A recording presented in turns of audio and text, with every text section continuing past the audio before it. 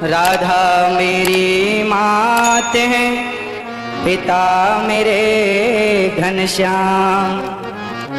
इन दोनों के चरणों में मेरा कोटि कोटि प्रणाम, मेरा कोटि कोटि प्रणाम।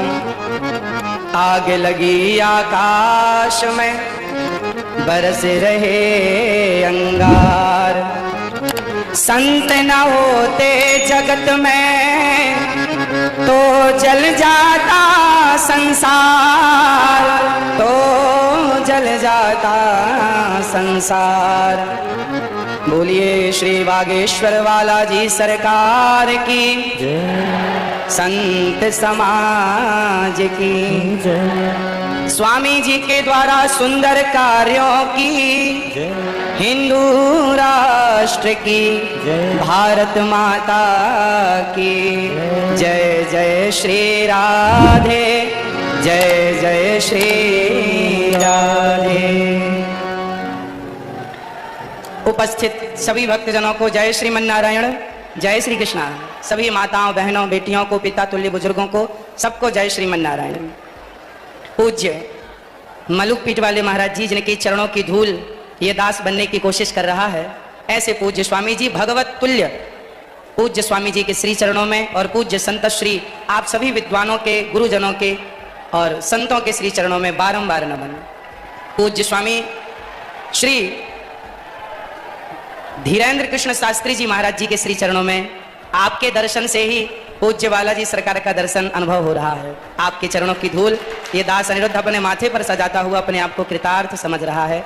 आपने इस दास को यहाँ बुलाकर, जैसे सुदामा को भगवान श्री कृष्ण ने गले से लगाकर सुदामा का मान बढ़ा दिया, ऐसे स्वामी जी ने दास को याद करके दास का मान बढ़ा दिया। आपके चरणों में बारंबार नमन, बारंबार नमन। पूज्य सरकार बालाजी सरकार के पूज्य श्री बागेश्वर बालाजी सरकार के द्वारा, पूज्य स्वामी जी के द्वारा यहाँ जितने भी कार्य हो रहे हैं, चाहे बेटियों का विवाह हो, चाहे हिंदू राष्ट्र की चर्चा हो, चाहे देश को बागेश्वर बालाजी सरकार का चमत्कार दिखा करके और जन जन के हृदयों में एक भक्ति की चेतना को स्थापित करना, या फिर पूज्य बागेश्वर बालाजी सरकार की कृपा से सबका दुख दर्द हरना, ये जो भी आप कर रहे हैं, इससे समाज में एक नई जागरूकता आ रही है। समाज इन शक्तियों को, सोई और खोई हुई शक्तियों को पहचानने लगा कि हमारी शक्ति कितनी विशाल है। और सनातन की संस्कृति की जो हमारी शक्तियां हैं, हनुमान जी जब लंका गए तो हनुमान जी से पूछा राम जी ने कि आप लंका चले गए? तो हनुमान जी ने कहा प्रभु मुद्रिका मेल मुख माही।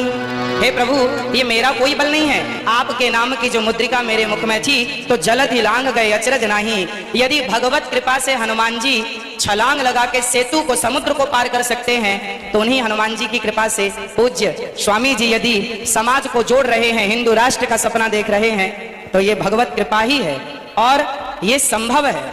आप देखिए हिंदू क्या है, हिंदू किसे कहते हैं?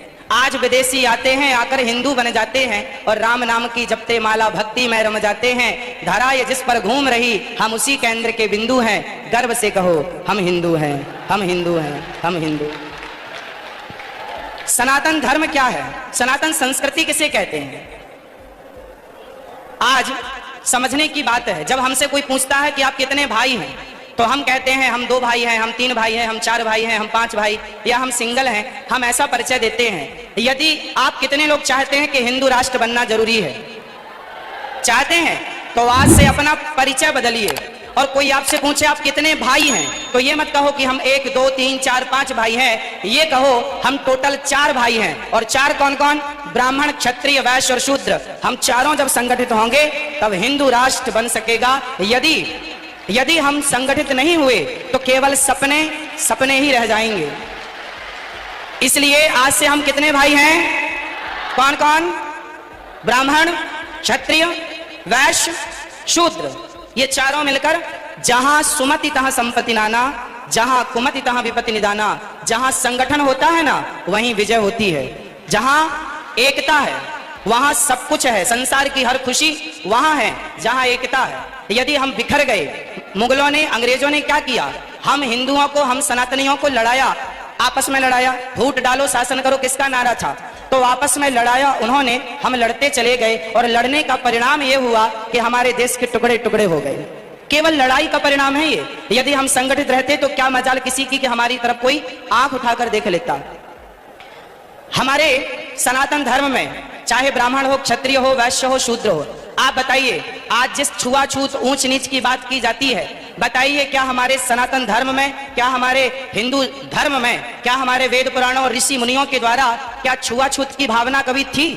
यदि छुआछूत होता तो भगवान राम निषाद राज जी को गले ना लगाते।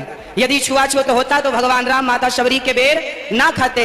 इसका मतलब है भगवान और भक्त हमारे यहाँ तो संत रैदास जी हुए हैं, जिनके चरणों को लोगों ने प्रणाम किया है, धो धो करके पिया है, जिनका आज भी ये मुहावरा, ये वाक्य आज भी प्रचलित है कि मन चंगा तो कठौती में गंगा। ऐसे महापुरुषों को हमने अपने हृदय में बिठाकर उनको पूजा है। यदि हमारे यहाँ जातवाद होता, ऊंच नीच होती, तो हम कभी भी ऐसे लोगों को इस रूप में स्वीकार ना करते। इसका मतलब हमारे देश में जातवाद था ही नहीं। ये जातवाद का जहर घोलकर सिर्फ सनातनियों को आपस में लड़ाने का षड्यंत्र किया गया, और जिस षड्यंत्र की चपेट में हम सभी भारतीय आ गए।